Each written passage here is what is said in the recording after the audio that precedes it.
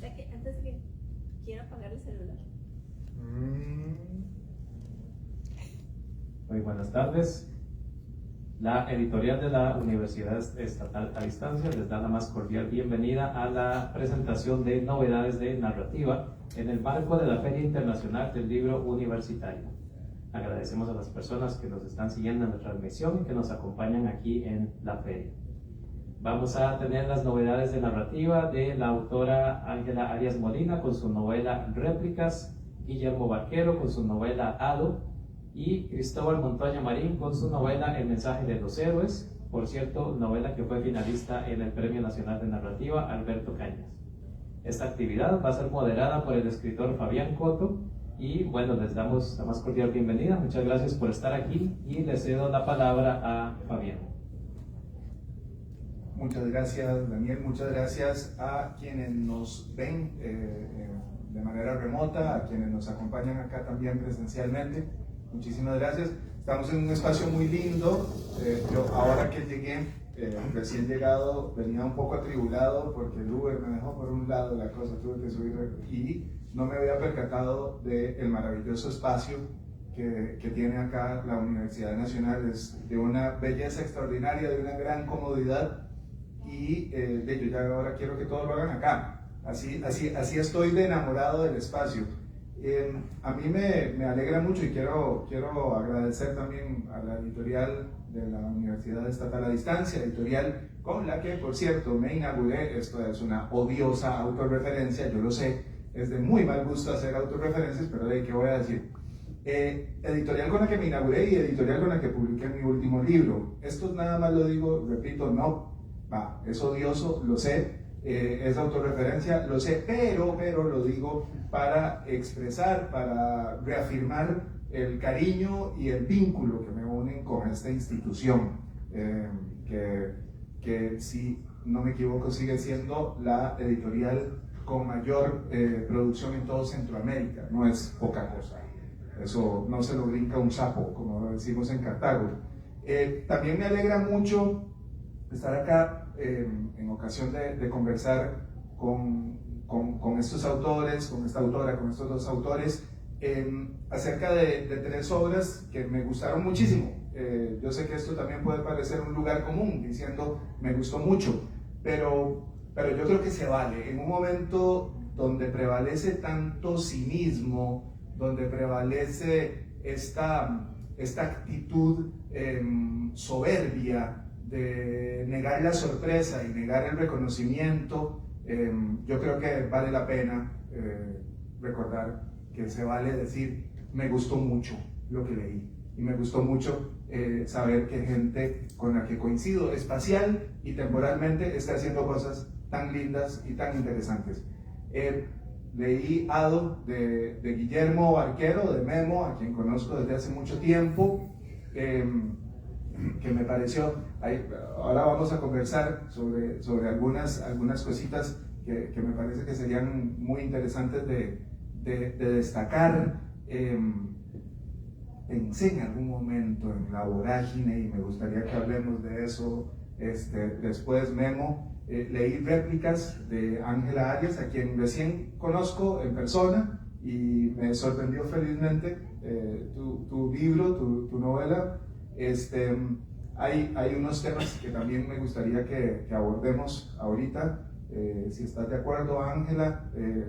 Me parece que hay un asunto en los tres, y ahorita voy a pasar a don Cristóbal. La Cristóbal, le voy a decir, le va a quitar los dones a todo el mundo porque estamos en confianza, que hay un aspecto de tragedia, hay un aspecto trágico, no digamos de tragedia, hay un aspecto trágico que parecieran compartir los tres relatos. Vamos a hablar de eso. Me gustaría, si están de acuerdo, que hablemos de eso. Con Cristóbal hay algo que también, además de lo que me une con ambos, con los relatos de Ángela y los de Guillermo, es también mi enorme interés ya personal en los temas históricos y en la narrativa bélica. Y entonces El mensaje de los héroes, la novela de Cristóbal, pues me generó unas muy felices resonancias en ese sentido. Así que yo creo que vamos a tener una muy grata conversación, por lo menos así lo creo yo y así lo espero, y casi que lo aseguro. Yo quería empezar, yo traía un orden bastante arbitrario, pero vamos a tratar de respetar como un cierto ordenamiento del espacio, digamos. El hecho de que nos hayamos acomodado así podría sugerirme cuál podría ser la mejor manera de empezar, y vamos a empezar a mi derecha, no porque Cristóbal esté a mi derecha ideológicamente, cosa que dudo bastante, sino porque me gustaría que hagamos un barrido hacia allá, hacia la izquierda. Entonces, el mensaje de los héroes es una obra que se inscribe dentro de la trama, dentro de ese gran acontecimiento que fue la guerra del 56, que así se conoció durante mucho tiempo, y así lo puede ver uno en las crónicas periodistas que le llamaban el 56, así significa, como el 56. Y ese número, como hoy, o como fue después, no hoy, como fue después para mucha gente, el 48, encerraba un montón de significados poderosísimos. Es muy interesante pensar que dos cifras unidas tengan esa capacidad de generar tantísimo amplitud de sentidos. Hay algunas obras que preceden a la de Cristóbal que han abordado, la de Queens Duncan, escritas y publicadas, si la memoria no me falla, hace 20 años. La Guerra de la Paz, se llama la de Queens.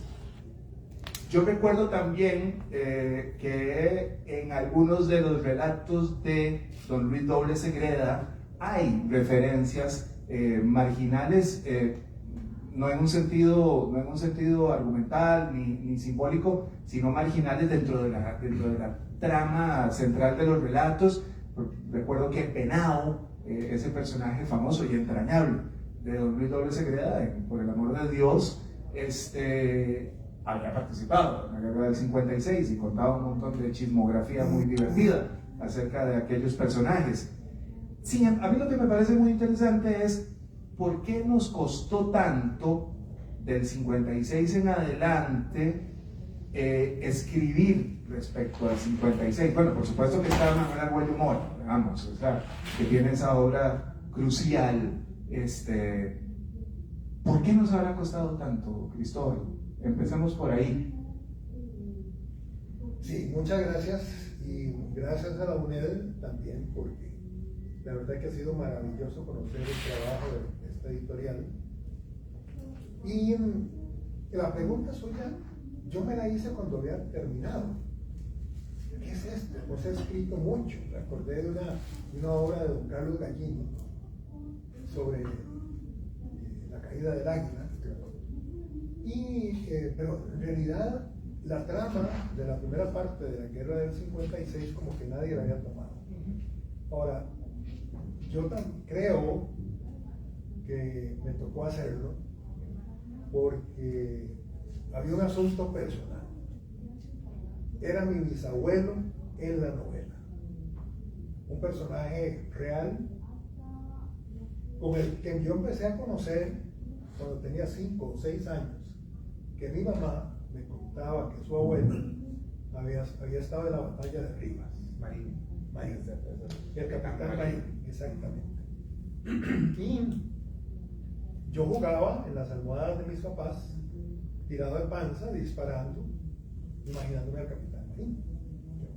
Y tomó muchos años, bueno, hasta ya terminando mi vida profesional, en que pude tomar eso y convertirlo en esto,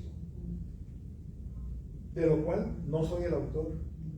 Los autores fueron todos los costarricenses que fueron a luchar por mantener nuestra independencia. Ese es un punto, perdón que me interrumpa, Cristóbal, pero me parece maravilloso. Primero, yo no, digamos, esto no lo mencioné, y me parece tremendo que haya un hilo de carácter personal tan íntimo en la aproximación, el detonador.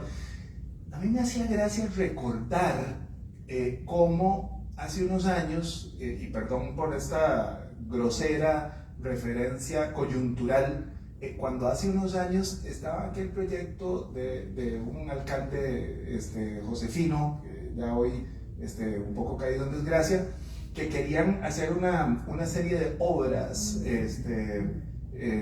civiles en una zona donde estuvo el cementerio de nuestros héroes del 56. Ahí atrás del cementerio, esto es atrás de la municipalidad de San José, y ahí estaba el paredón donde antes del general Guardia fusilaban cuando teníamos pena de muerte. Hay una cierta actitud medio desmemoriada respecto a ese asunto, ¿no, Cristóbal? Sí, hay muchas partes de la historia que quedaron guardadas. A mí en esto de fusilamiento me tocó rescatar 3. El del general Morazán, cuando lo fusilaron, curiosamente, cuando Costa Rica cumplía 21 años de vida independiente, el 15 de septiembre de 1842. Y luego el fusilamiento de unos filibusteros en Liberia, y después el fusilamiento de don Juan Rafael Mora y del general Cañas. Los dos héroes de la patria. Exactamente. Con los cuales yo tenía que agarrarme, literalmente. Entonces decía, pero ¿cómo era el general Cañas? Aparecen todos como muy serios. Yo decía, no, tienen que tener algo más. Entonces, inventé esto. Digo, lo inventé porque no lo copié de nadie. Entonces, un amigo mío, Francisco Sterling, dije, ese es el general Cañas. Entonces, ya conociendo a Francisco, era fácil describir al general Cañas. Y hubo otros personajes que también me imaginé a amigos que eran esas personas. Entonces ahí fue como se fue haciendo, pero escribiéndose sola, porque prácticamente yo lo que hacía era leí mucho, pero ella fue armándose sola. Eso que acaba de decir Cristóbal, amigos, amigas que nos están viendo, amigos, amigas que están acá en el auditorio, dio de gratis una lección de taller, ¿verdad, Memo? O sea, ese recurso que lo dijo como si fuera algo menor, pero creo que fue una gran audacia de llegar y decir, ok, tengo este personaje histórico del que sabemos relativamente poco, por lo menos en ese ámbito de la intimidad, ¿sí? Voy a ponerle la cara, como decimos en Cartago, voy a ponerle el pichel de este amigo mío y lo empiezo a escribir ahí. Ojo que ahí hay un tema muy profundo, muy interesante, muy poderoso desde el punto de vista del oficio de la escritura. Entonces me parece muy interesante, Cristóbal, muy muy interesante. Y aquí quisiera pasar, ahora que menciono el tema del oficio de la escritura, pasar a conversar con Guillermo. Yo he leído otras obras de Guillermo, como mencioné hace un ratito, lo conozco desde hace ya varios años, no vamos a decir cuántos porque nos delatamos en un sentido etario, y quien quita y hasta endocrinológico, ¿verdad? ¿Qué sé yo? Bueno, además digo este término porque Guillermo es un profesional de las ciencias de la salud, y quizás esa experiencia, como le suele pasar a tantos grandes escritores que vienen de las ciencias de la salud, que no son pocos, hay un gran escritor que todo el mundo conoce por su extraordinario trabajo en la ciencia ficción, un polaco, Stanislaw Lem. Era médico, y pocas personas saben que Lem era médico, además un gran aficionado a la matemática. Si la memoria no me falla, Guimaraes Rosa también era médico, había sido médico, estoy seguro que era médico, ¿vale? Y en la obra de Guillermo, en sus procesos de escritura, a mí me parece que siempre está repercutiendo ese asunto de una construcción de sentido, vamos a ver, de una construcción epistemológica desde la materialidad de la vida. Entonces, yo recuerdo cuando he leído las obras de Guillermo, y particularmente ahora con Hado, no en vano tengamos por ahí el término Hado, el nombre, el título pues, hado, ¿sí? ¿Qué nos dice el hado? ¿Sí? ¿Qué significa? Ya en un sentido lexicográfico más pueril que nos podamos imaginar. ¿Qué es? ¿Qué significa hado de acuerdo a la RAE? Por ponerlo así. Decía Philip Mailander, uno de los filósofos más terribles. Y cuando digo terrible, creo que no es un hiperbatón decir que era terrible. Decía lo siguiente: ahora bien, este ser que era la unidad se ha fragmentado y transformado en el mundo. El mundo es, por tanto, el cadáver de Dios, y la esencia de la naturaleza es su lenta pero segura putrefacción hacia la nada. Guillermo, yo siento que en tu obra hay mucho de eso, ¿no? Muchas gracias, Fabián. ¿Se escucha bien? Sí. Bueno, estoy muy contento de estar aquí. De hecho, hace 2 años, que fue la primera vez que se hizo este evento, me pasó un poco como a vos, Fabián, que llegué y estaba un poco desconcertado porque me costó llegar, ¿verdad?, de cierta forma. Y venía como muy atribulado también, como dijiste vos, y ya llegué aquí y entré y comienza uno a ver que es un espacio de primer orden, ¿no? O sea, muy hospitalario, sí. Completamente, sí. Hay de todo tipo. Estamos en un espacio muy bonito, al que les agradezco haber venido, además. En que se puede conversar, en que tenemos comodidad, tenemos tiempo y estamos en una feria que a mí realmente me alegra mucho porque es una feria que comienza y siempre uno quiere estar, o sea, queremos estar siempre en los espacios que ya están consolidados, ¿verdad? Y todo el mundo llega cuando ya la cosa está muy acabada, ¿no? Pero cuando están naciendo los eventos, siempre me gusta mucho estar cuando las cosas están naciendo. Y he estado aquí desde que están haciendo este evento y sigue un proceso que esperamos que se extienda en los próximos años. Bueno, muchas gracias a Cristóbal y a Ángela, por supuesto, ¿verdad? Y a vos, Fabián, con Fabián hemos hablado en todos los estados posibles y de todas las cosas posibles, ¿verdad? Bueno, aquí estamos agregando otro diálogo, otro intercambio a esos que hemos tenido ya por varios años. Escucha, es interesante ver que vos decías, Fabián, hablando de la novela del 56, y dijiste, bueno, tal vez está una tradición de narrativa o novela o ficción, no sé, bélica, dijiste, ¿verdad? Y eso me pareció como divertido, porque yo dije, es capaz que Hado también está ahí. Claro. ¿Por qué no? Y sin haberlo pensado nunca de ninguna forma, ¿verdad? Pero ya viendo la parte bélica que puede tener la novela, que no es exactamente una guerra civil, no es exactamente una guerra como se narra con la grandilocuencia de la narración de guerra, por ejemplo, de las grandes guerras, por ejemplo. Sí, el sentido tolstoyano, claro, de la guerra, sí, digamos, que no es ese. Sí. Además, como esas pelis de, no sé, Attenborough, por ejemplo, unas pelis épicas, qué sé yo. Sí se narra la destrucción de un sitio, ¿verdad? Pero ese sitio es interesante porque creo que cuando comienza a ocurrir la narración del sitio, ya el sitio está destruido.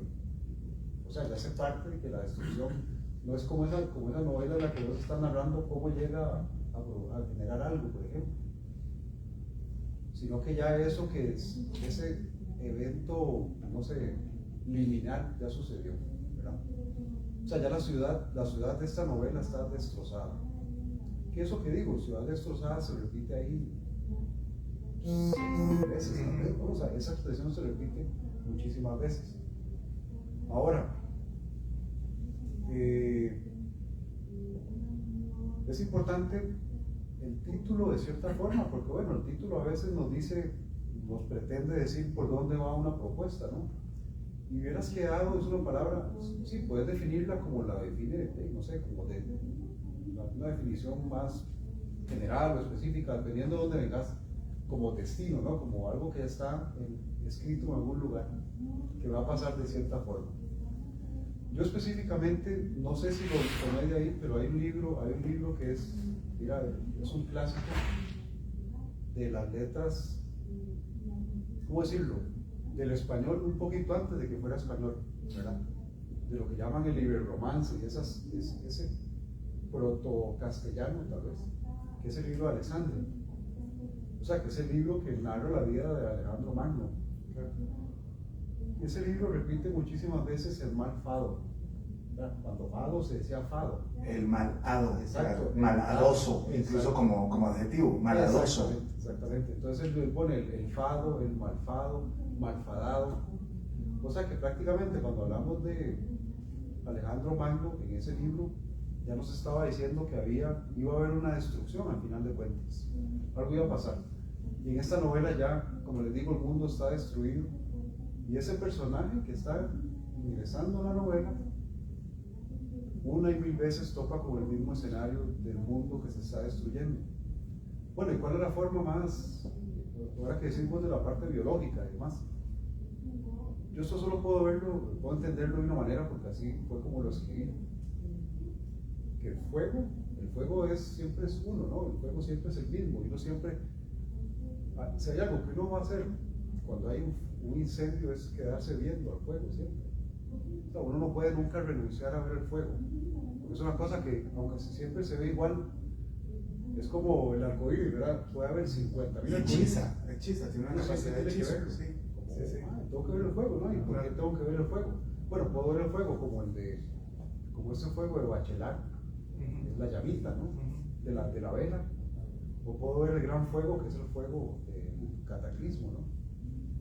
Y siempre que hay una quema, uno se queda viendo así, ¿verdad? Como si estuviera pasando algo extraordinario.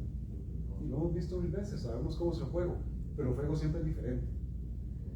Y las células, y eso suena como raro, pero en la novela tiene, digamos, me gustaría pensar que tiene cierto sentido, ¿no? Una cierta dirección, tal vez. Las células, al igual que el fuego, siempre son las mismas, pero siempre se ven de forma diferente y siempre interactúan de forma diferente. Y en esta novela el fuego, digamos que es lo mismo, el incendio es lo mismo que el cáncer. O sea, la célula es lo mismo que la llama. Y la ciudad destrozada es lo mismo que el tejido que está invadido por el cáncer. O sea, al final de cuentas es una novela sobre el cáncer. Dicho de una forma, cáncer, no sé, aquí sale, en la portada sale como un tigre, que es una pantera realmente en la novela. Que está ahí presente. Claro, que está siempre. presente de forma muy notoria porque salen desde la primera escena. Pero al final de cuentas, esta pantera es una gatita, ¿no? Una gatita que yo tengo además, que además padeció cáncer, o sea, comenzó a padecer cáncer y yo la escribí en ese momento en la novela. O sea, cuando dije, bueno, ¿qué se puede hacer contra el cáncer? Bueno, hay que dar un tratamiento. Y además un tratamiento profesional de quimioterapia y cirugía y todas esas cosas. Pero ¿qué más se puede hacer aparte de dar un tratamiento? O sea, ¿cómo se trata? Un tratamiento paliativo o no paliativo o combativo. No, como para atacarlo y que se pudiera hacer algo. Como en la quimioterapia, por Claro, decirlo en términos. Claro. Okay, es el tratamiento para el animal, pero puede ser el tratamiento para uno que está lidiando con esa otra forma, ¿no? El tratamiento sin que la escritura pretenda hacer una terapia, digamos, porque no creo que eso sea posible. Pero el tratamiento psíquico tal vez era la escritura de ese fuego, de ese cáncer. Y ahí es donde sale la novela. Y por eso la recurrencia en el mismo paisaje, en un paisaje, esa palabra que está de moda, ¿no? Pues apocalíptico, un poco destruido, un poco en el que los edificios son como los colmillos de la pantera. No importa la especie, pues tigre, pantera, lo que sea, de ese gran felino, digamos.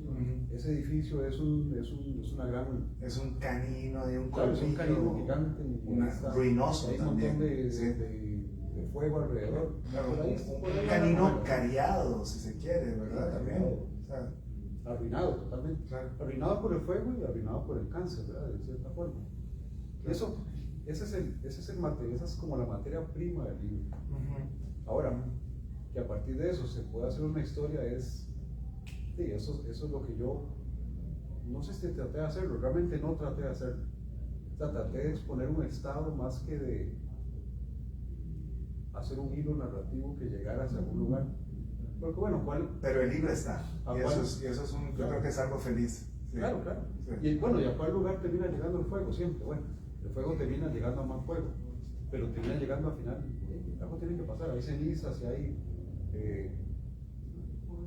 un apaciguamiento final, no sé, de las llamas, o flamas, como eso que decía yo, el lado y el fado. También se dice mucho en el libro que en vez de llamas se le llaman flamas, ¿no? Que es la forma un poco más antigua. Porque hay una vocación, digamos, arcaizante, y eso ya tiene sus cosas más a nivel del signo lingüístico, digamos. Y que se terminan permeando la trama de cierta manera, ¿verdad? Entonces, no sé, creo que he dicho muchas cosas inconexas, pero... Yo creo que no. Pero si no se son ve la novela, inconexas. yo creo que la novela es un poco así, ¿verdad? Un poco de desconexión quizás. Es una desconexión aparente. A nivel de drama, ¿no? Ojo, y ahora que Guillermo dice eso, yo, perdón por el spoiler, pero hay un tratamiento, creo, no sé si fue algo consciente, Guillermo, pero sí hay cuando uno lo lee, pareciera que esa desconexión también se expresa, y es donde a mí me parece más interesante, en los elementos formales, en los aspectos estrictamente formales. El uso, a diferencia de una obra que leí tuya hace poco, realmente, hace como un año, que era Metazoa, que tenía un tratamiento sintáctico más elongado y todo. Acá son cosas más secas, más sucintas, lo digo como un halago, no sucinto como un reproche jamás. Pero digamos, esa desconexión se expresa también en esas formulaciones sintácticas breves, secas, de golpe. Sí, eso que decís, ya, ahí está la lectura del libro, simplemente, esa es la lectura que yo mismo podría hacer. Cuando vos tenés el signo lingüístico, puedes hacerlo como algo que cuente cosas, que represente cosas, o puedes hacerlo que él por sí mismo ya exprese su forma, ¿no? O sea, que su forma exprese sus ideas. O sea, que es todo un tema, no sé, perdón, como postestructuralista, ¿verdad? Como dicen ahora. Es que nos metieron una gran chana, amigos, amigas, de que fondo y forma eran dos cosas distintas, y es una gran chana como muchas de las chanas que nos han metido durante años, ¿verdad? Entonces yo creo que va por ahí, ¿sí? Va por ahí. Yo ahora quería conversar con Ángela, o que conversemos con Ángela, porque yo entendería, y aquí me corrigen los chicos de la comunicación, yo entendería que también quienes nos ven en este momento, que no están en picnic, espero, y sino que nos estén viendo, porque qué pereza picnic, vieron la presa que nos tragamos todos nosotros por venir aquí por culpa de picnic. Que tal vez pudieran hacer también comentarios para Cristóbal, para Ángela, para Guillermo. Creo que sería maravilloso, y creo que está habilitado, ¿verdad? Entonces, por favor, si en algún momento creen que el señor moderador le está diciendo un montón de ayotadas, lo cual es altamente probable, pues nada más lo dicen, que por si así es la democracia de hoy, es esa, ¿verdad? O sea, así no la vendieron, como los toros de Zapote, cada día de la semana, a la hora de la semana. Pero hablando de cosas bonitas y no de nuestras nuevas nociones de democracia, pero que tiene que ver de alguna manera también con democracia y con derechos humanos, y con una reflexión más profunda sobre algo que a mí me parece, yo pensando en réplicas de Ángela, cuando estaba, fue el último de los 3 libros que estamos hoy comentando, sobre lo que estamos dialogando hoy, fue el último que leí. Y yo andaba de viaje, de hecho lo leí fuera por trabajo, y entonces yo recordé en su obra Las grandes ciudades y la vida intelectual, Georg, por favor, si hay alguien que sabe alemán me va a matar, yo voy a decir Georg, es que no sé cómo se dice, es el Jorge Simmel, reflexiona acerca del surgimiento de esta figura que podría llamarse como el homo placé, ¿verdad? Que es caracterizada como por una furiosa indiferencia, digamos, como como una indiferencia afectiva, ¿sí? Respecto a su entorno, digamos, y Simmel lo asocia con esta vida de las ciudades y del intelectual. Por cierto, aquí estamos en una feria internacional, una feria del libro universitaria, digamos, es algo que podríamos reflexionar también sobre esa idea del intelectual. Tampoco es que vamos a poner al intelectual comprometido, del que hablaban aquellos viejos majaderos, y la cosa, porque sí, es cierto que lo dijo el poeta cubano Víctor Casaus, uno no es, vamos a ver, uno es hijo de su tiempo, no esclavo, ¿verdad, papito? O sea, llevémosla del cuello. Pero esta indiferencia afectiva respecto a nuestro entorno, respecto a la realidad, que tiene que ver un poco con lo que mencioné al inicio, cuando empezó esta transmisión y este evento, acá donde estamos en Heredia, con una actitud cínica ante el dolor de los semejantes y ante las circunstancias propias de los semejantes.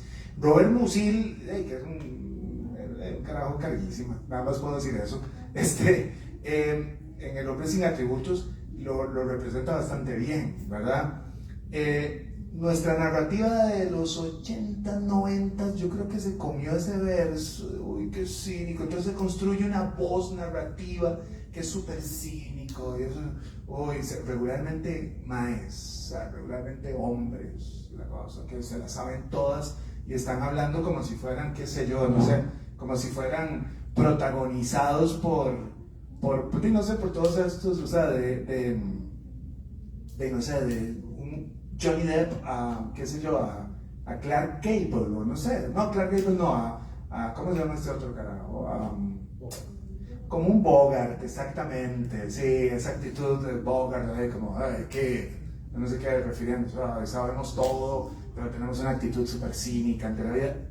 Novela de Ángela, que además me vincula emocionalmente de manera muy profunda, porque yo soy un ultra requete enfermo de la radio, y tiene mucho de radio y de escritura para el oído, lo cual es una cosa maravillosa. A mí me hizo muy feliz porque resitúa una forma de escritura en lo que Isabella Guncini, una filósofa italiana muy interesante, se refería a la revolución de la ternura. Ok, entonces yo quería, Ángela, que hablemos de tu proceso de escritura, si estás de acuerdo, desde ahí. Esa fue la percepción que yo tuve, que hay una aproximación desde la ternura, no desde la cursilería, por supuesto, sino desde la ternura.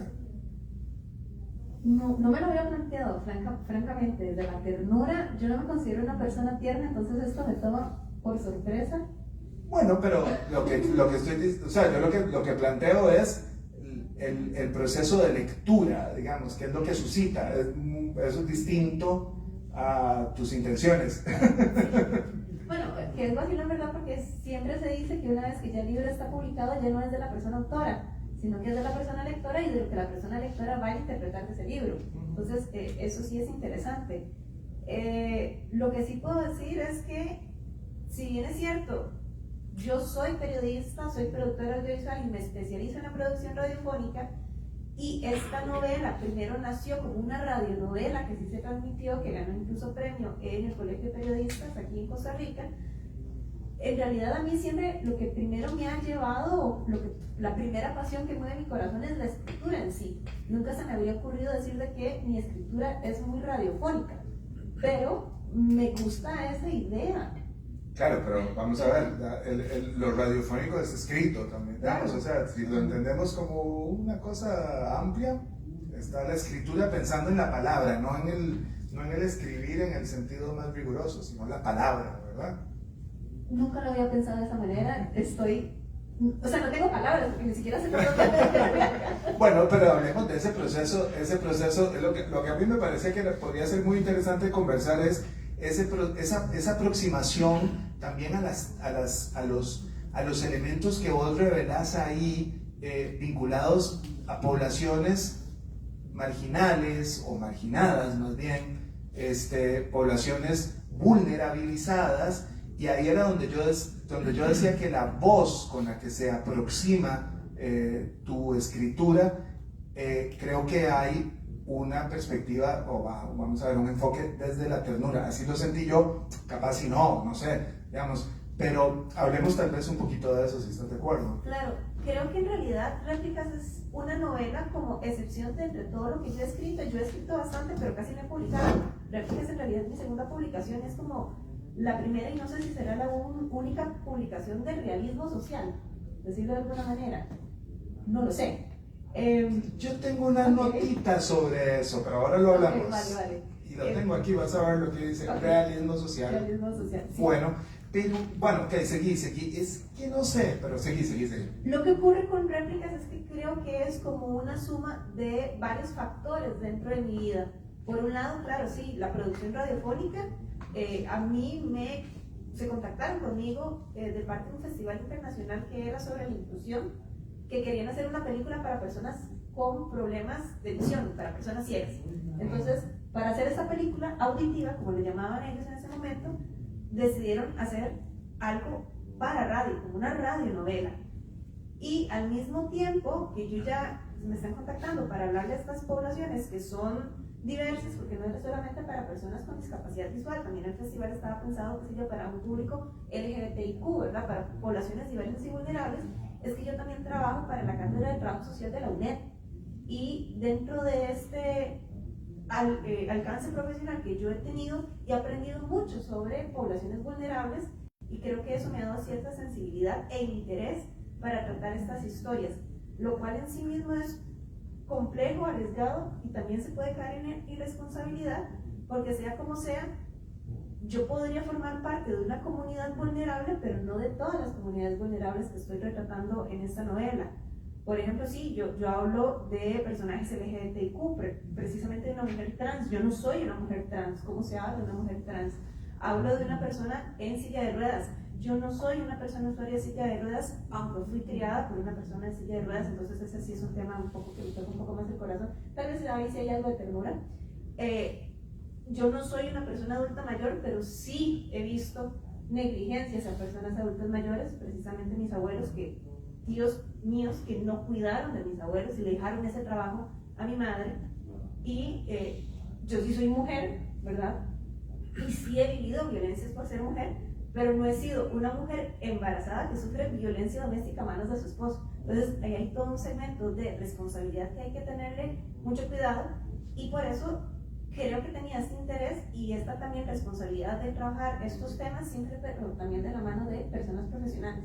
Y todo eso se sumó en hacer una radionovela, y si mi pasión es la novela en sí, porque a mí me gusta escribir, vi también aquí una oportunidad de convertir esta radionovela, extenderme un poco más en la visión de los personajes y en algunos hechos puntuales dentro de la novela, porque estoy armando o uniendo todos los diferentes lazos que de alguna manera están armando mi vida.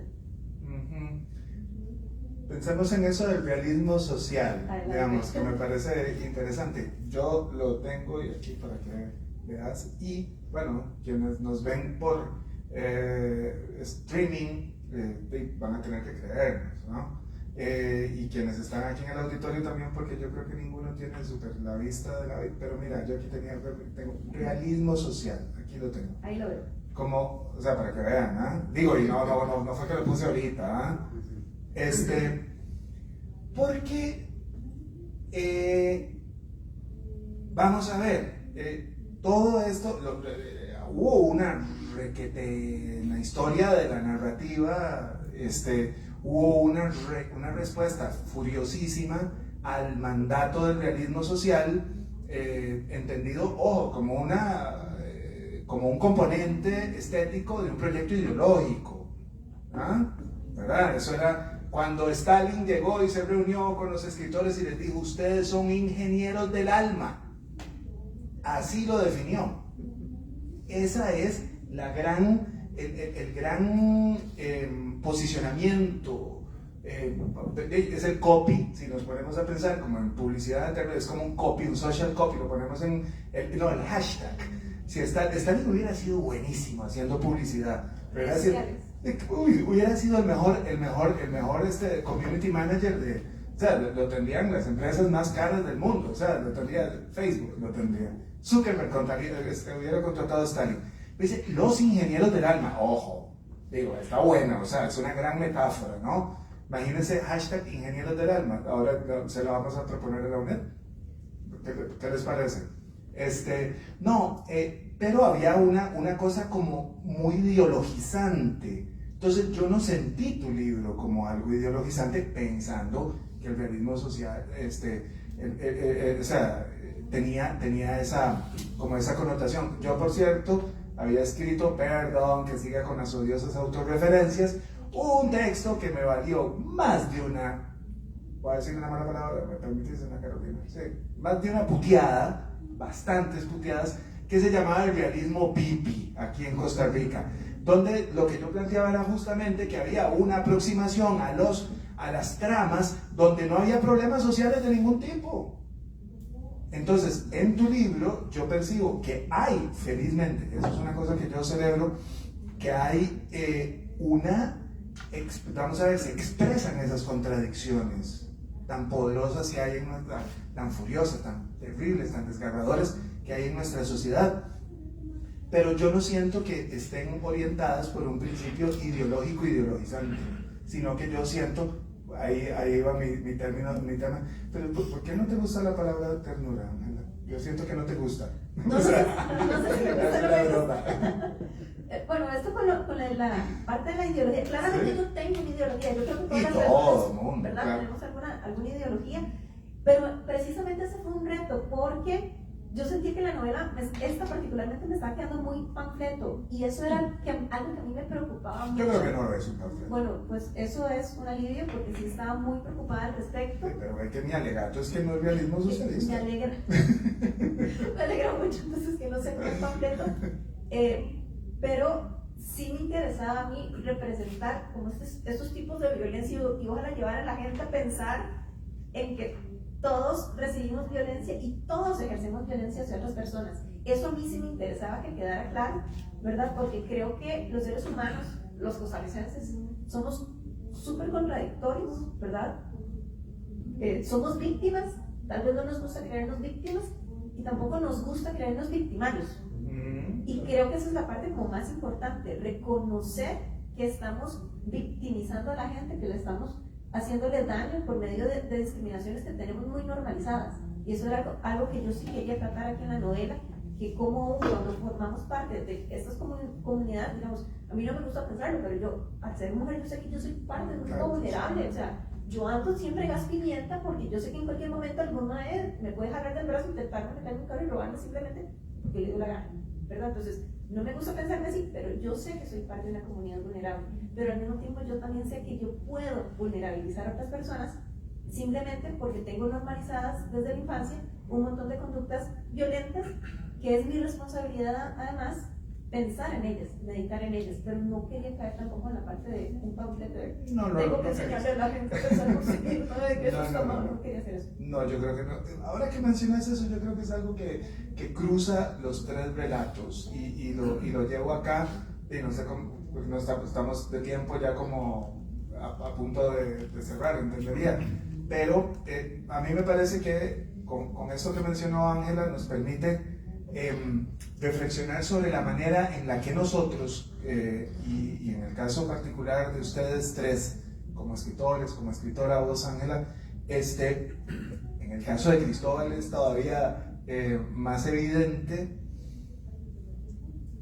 el tratamiento de la violencia en la narrativa costarricense. Dijo ahora Cristóbal que efectivamente había una reticencia hacia abordar ese proceso, ni se diga del 48, señores, señoras, ¿verdad? Ni se diga del 48 y de otras formas de expresión de violencia que no tienen que ver necesariamente con lo estrictamente bélico. Entonces, tal vez si les parece, hagamos como eso, a modo de cierre, los tres, empezamos con Cristóbal, ese tema de la violencia en nuestra narrativa.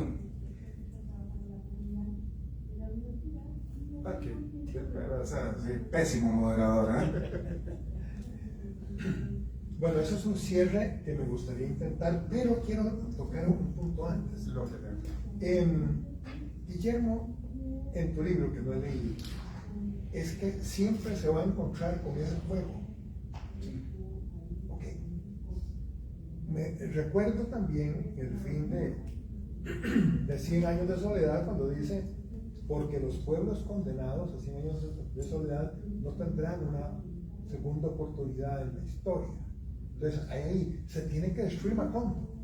Entonces yo salgo con el mensaje de los héroes, con las últimas palabras que van en contra de lo que plantea García Márquez, porque dice así: estoy seguro que Costa Rica siempre será libre, porque siempre habrá luchadores, ya que el recuerdo, la herencia y la sangre de los héroes y de las heroínas no mueren, viven en los pueblos y resurgen cuando es necesario para luchar contra los dictadores, las oligarquías y los imperios. Es ahí una esperanza de que aquello que ocurrió hace muchos años no quede ahí, sino que siempre tratemos de defender los nuestros. Muchas gracias. Pues ese cierre que voy a decir. No, muy importante eso que decía Fabián, hablando de, supongo que estás haciendo un barrido por todas las narrativas en ese encontrar la violencia. Eso sí, claro, porque hay una cierta violencia, pero son ciertas violencias distintas. Y luego terminan, y perdón que te interrumpa, pero terminan siempre con algún tipo de redención. Uno ve, por ejemplo, qué sé yo, no sé, digamos, pensemos en las novelas de la generación del 40, qué sé yo, digamos, que habían barbaridades horrorosas y toda la cosa, pero hay una redención, hay una redención. Los malos, los personajes malos terminan de alguna manera siendo excusados por las circunstancias. Sí, pero... Sí, es difícil, no solo, tal vez puedo recordarlo, pero especificar cómo se ha narrado la violencia. Por ejemplo, vos tenés, hablando de 48, dijiste, que yo recuerde, ¿no? Heraldo César Hurtado, por ejemplo. Una novela, gran novela, que Los Vencidos. Wings otra vez. Sí. Wings también. Exacto. Hay como, se nota la violencia en el discurso entre personajes, hay una violencia histórica, hay asesinatos muy infames, ¿no? Y al final, el tema se tiene que ir por otro lado, pero bueno, porque es un tratamiento estético, además de cierta, por lo menos el de Hurtado, eso es un tratamiento de cierta forma. No sé, hay todo tipo de tratamiento en la narrativa, pero estoy tratando de ver el punto donde eso se pudo haber roto. Por ejemplo, con Alexander Obando, el más violento paraíso. Sí, bueno, yo creo que ahí como que de todo lo que se había hecho, de todas las narrativas, y no estoy diciendo que cuando hacen una edición o cuando editan el tema son malas, porque no, simplemente lo tratan de cierta forma.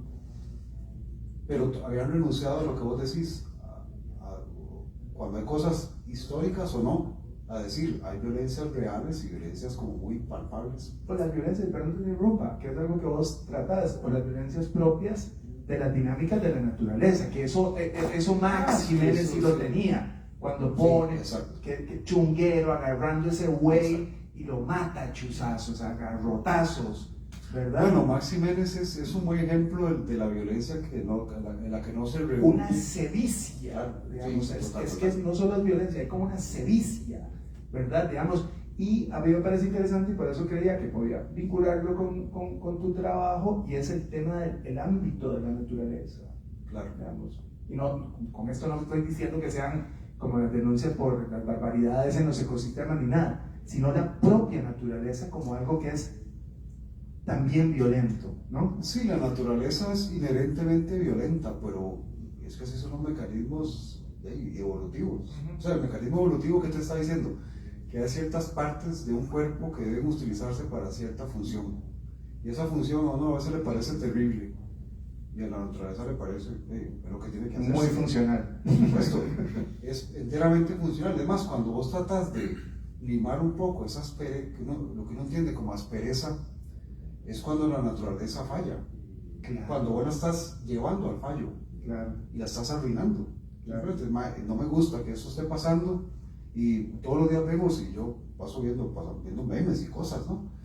Y videitos y de pronto sale un video de un depredador persiguiendo a su presa y son horribles, pero no son horribles, o sea, la naturaleza hace eso y tiene que hacerlo bien. Cuando tratas de, no sé, por ejemplo, interrumpir esa cadena trófica o esa cadena entre ciertos elementos intertextuales interconectados, digamos, en la naturaleza, y estás comenzando a arruinarla completamente.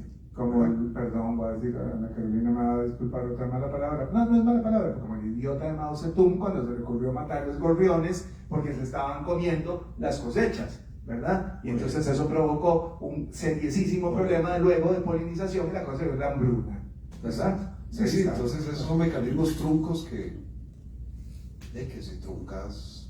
Truncas y no trumpeas, porque ahora van a creer que este fue un mensaje pagado por Trump, como estamos hablando de los chinos. No crean eso. No, sí, pero realmente estás arruinando un sistema que está pensado. Mira, los sistemas biológicos no son antojadizos, para que algo pase tiene que pasar cientos de miles de años. Y los cientos de miles de años hay algo, por ejemplo, voy a cerrar con eso, de un tipo de violencia que para mí es tremendamente infame, la violencia de la inteligencia artificial, ¿verdad? Ah, bueno, y es que no nos dio tiempo de hablar más de y vos eso. escuchás, por ejemplo, una entrevista de Sam Altman, uno de los grandes capitalistas, digamos, de la inteligencia artificial, y dice, pero, o sea, ¿por qué el mundo tiene que ser tan lento? Porque hemos durado cientos de miles de años para que una cosa se haga. Con la inteligencia artificial podemos hacerla en minutos. Alguien que diga eso no tiene la mínima noción de cómo funciona la biología. La prisa es del diablo, me decía mi Claro, pero abuelita. por supuesto, pero sí entiende cómo funciona el capital. Bueno, Claro, cómo subvierto algo que dura cientos de miles de años en minutos con procesamiento rápido de toda la información que tardó cientos de miles de años en hacerse. Eso es completamente absurdo. Es como el pibazo que se mete por el espaldón cuando hay presa. Claro, Eso exacto. es el pibazo. ¿Y para qué dice esas cosas? Porque claro, al final de cuentas lo que se quiere generar es capital, acelerando procesos. Y retorno rápido, que Que esa no es la lo va a llevar porquería sinceramente no lo va a No, llevar. pero es que ya van a llegar aquí a hacernos, no, es que Guillermo se puso ya realista socialista, ¿viste? Y le estábamos echando el churuco a Ángela de que era la realista socialista y terminó siendo Guillermo el que está aquí. Sí. Ahorita nos viene ya, ¿no? Le van a quitar la visa, no va a ir a ver a Mickey Mouse nunca más por estar hablando mal del imperio.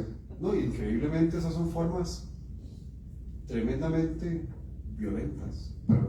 Porque estás agarrando un mecanismo que existe por una razón de ser, una razón enteramente de consumo de energía, por ejemplo. Estás haciendo que se consuma mucho más energía en tiempos más cortos y eso evidentemente, todo lo que hablamos de las cadenas tróficas termina arruinándolo. Y eso tiene implicaciones que no sabemos todavía, pero podemos intuir cómo van a ser. Y van a ser tremendas. Bueno. Dejémosla ahí, es que ya nos agüevó, otra mala palabra, Ana Carolina, perdón, nos agüevó el sábado, ¿verdad, Ángela? ¿Qué crees? Pero digamos, el tema de narrar esas exclusiones, las vulneraciones a derechos humanos, esa experiencia tuya también y que te cruza de arriba a abajo del cuerpo. Yo creo, sí, yo creo que, o al menos es lo que yo he visto como lectora, que las mejores historias son aquellas que parten de algo que le duele a la persona autora. Esas son como las que a mí más me conmueven. Yo sí creo firmemente en los derechos humanos, ¿verdad? De nuevo, yo sí tengo una ideología y claramente esto es algo que a mí también me toca, ¿verdad? Yo decía, de nuevo, yo fui criado por una persona en silla de ruedas, yo soy mujer, a mí me interesa mucho el tema de LGBTIQ, me preocupo también pensar en qué va a pasar cuando yo envejezca, por ejemplo, ¿verdad? Y Sí, la voz que te falta tanto, imagínate yo. yo como años, pero... No hablen de eso, por favor. Pero sí son como preocupaciones reales que creo que sí es importante como que meditemos en ellas, y tal vez a mí no me duele tanto en el sentido que yo no he sufrido tantas estas violencias, pero sí estoy al tanto de que hay personas con las que comparto país, con las que comparto mundo, que sí las sufren, y que creo que todos y todas de alguna manera deberíamos encontrar un punto en común con ellas. La empatía es algo difícil, incluso para mí, pero sí creo como que es necesario que si queremos avanzar como sociedad para que todos y todas estemos bien, tenemos que hacernos esta pregunta ahora sobre lo de las violencias. Yo creo que toda buena historia además se sostiene a partir de los conflictos. A los seres humanos nos encantan los conflictos. Yo no sé si ustedes siguen en redes sociales estas historias de Reddit, de Am I the A-hole? Es puro conflicto, puro chisme, puro... Me encanta. Es que las historias felices no venden. No, pero a mí ¿Han eso... visto ahí una historia feliz en Netflix? Ahí, que venda, tiene que tener ahí.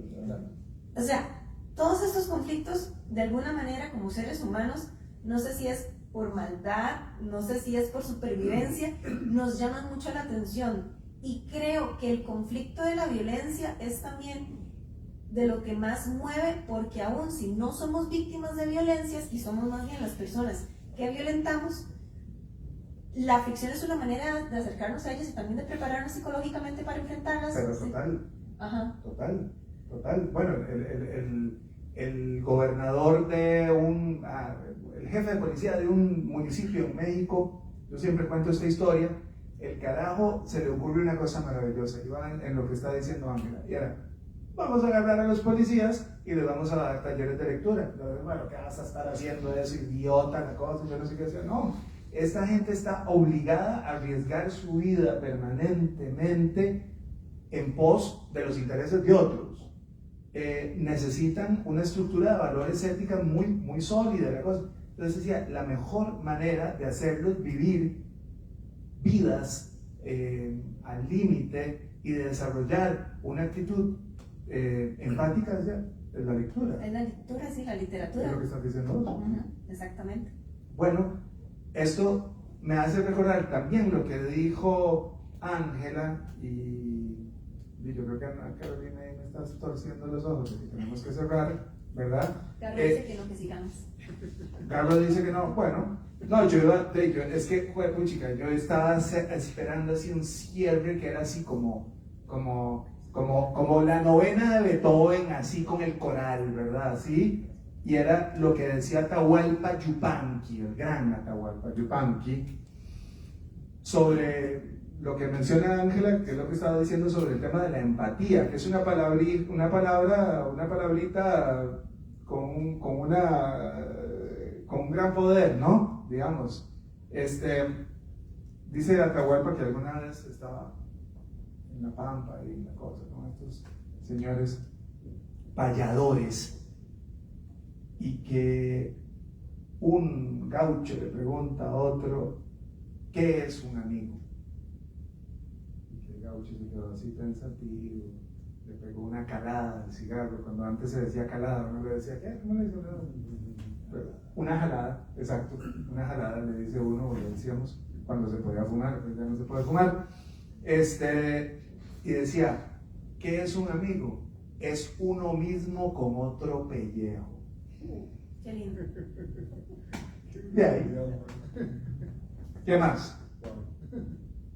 Y aquí estamos cuatro con otros pellejos, y una multitud que no se imaginan ustedes que están ahí en streaming. Es que está abarrotado eso, por eso estoy sudando y toda la cosa, ¿no? Se nos fue el aire, se nos colapsó todo, se nos acabó el café, las galletas, todo. Ya no hay agua ni nada. Gracias Guillermo, gracias Ángela, gracias Cristóbal. Gracias, Fabián. Bueno, gracias Fabián, y yo recibo ese agradecimiento con gratitud, y aquí podemos seguir en un círculo infinito de gratitudes, pero no sé si si Ángela o alguno de ustedes quisiera decir algo más, mencionar algo más de cierre. Una cosa. Sí, por favor. Ángela dijo que uno escribe cuando algo le duele. Bueno, qué más gráfico que lo que ocurre en esto. Mi bisabuelo, el capitán Marín, le dispararon en una pierna y perdió parte de ella. Y yo, por karma o no, he sufrido la pierna izquierda también. Y ya dolí. Eso está tremendo. Bueno, fue el mejor cierre que el de Atahualpa. Ya nos ganó Cristóbal. Muchas gracias, Ángela. Gracias, Remo. Gracias a todos ustedes, a todas ustedes. La pasamos muy bien. Yo espero que ustedes allá también, en sus casas, en sus carros, en sus trabajos, donde sea que nos estén viendo y escuchando, la hayan pasado también como nosotros. Muchas gracias a la UNED, muchas gracias a la UNA, y ojalá que sigamos teniendo estos espacios. Chao, chao.